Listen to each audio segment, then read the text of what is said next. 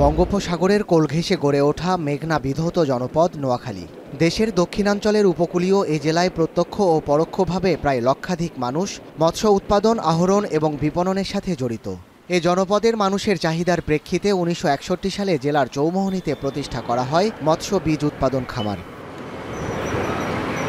২.৩২ hectare আয়তনের জেলার একমাত্র সরকারি রেণু ও পোনা উৎপাদনকারী খামারটিতে রয়েছে ৮টি পুকুর।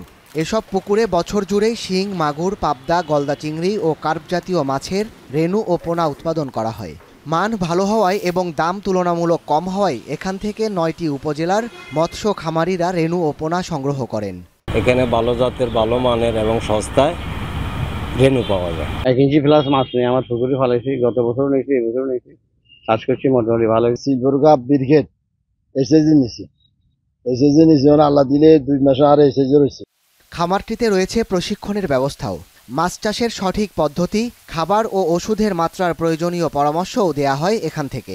নতুন উদ্যোক্তাদের অনেকেই খামার থেকে প্রশিক্ষণ নিয়ে মাছ চাষ করে দেখা পেয়েছেন সফলতার। প্রশিক্ষণ নেওয়ার পর থেকে দেখতেছি যে আমরা প্রফিট ভালো পাচ্ছি এবং কি ওনারাও আমাদেরকে সর্বোচ্চ সহযোগিতা করতেছে। বিভিন্নভাবে ওনারা প্রশিক্ষণ দেয়, প্রশিক্ষণের মাধ্যমে চাষিরা উৎসাহিত হয়ে বিভিন্ন ইউনিয়নে ওরা আসি মাছ নিচ্ছি এবং ওরা ভালো চাষাবাস করতেছে। কিভাবে মাছগুলো চাষ করতে হবে, কিভাবে মাছগুলো উন্নতভাবে বড় করতে হবে, এটার জন্য আমাদের সুবিধা ভালো হয়। খামারটিতে প্রয়োজনীয় জনবলের 8টি পদের বিপরীতে 4টি পদই খালি রয়েছে দীর্ঘদিন থেকেই। অবকাঠামোগুলোতেও লাগেনি উন্নয়নের ছোঁয়া, নেই পর্যাপ্ত নিরাপত্তা ব্যবস্থাও। এসব সমস্যার সমাধান হলে এখান থেকে রেণু ও পোনার উৎপাদন যেমন বাড়বে, তেমনি বাড়বে সরকারের রাজস্ব আদায়।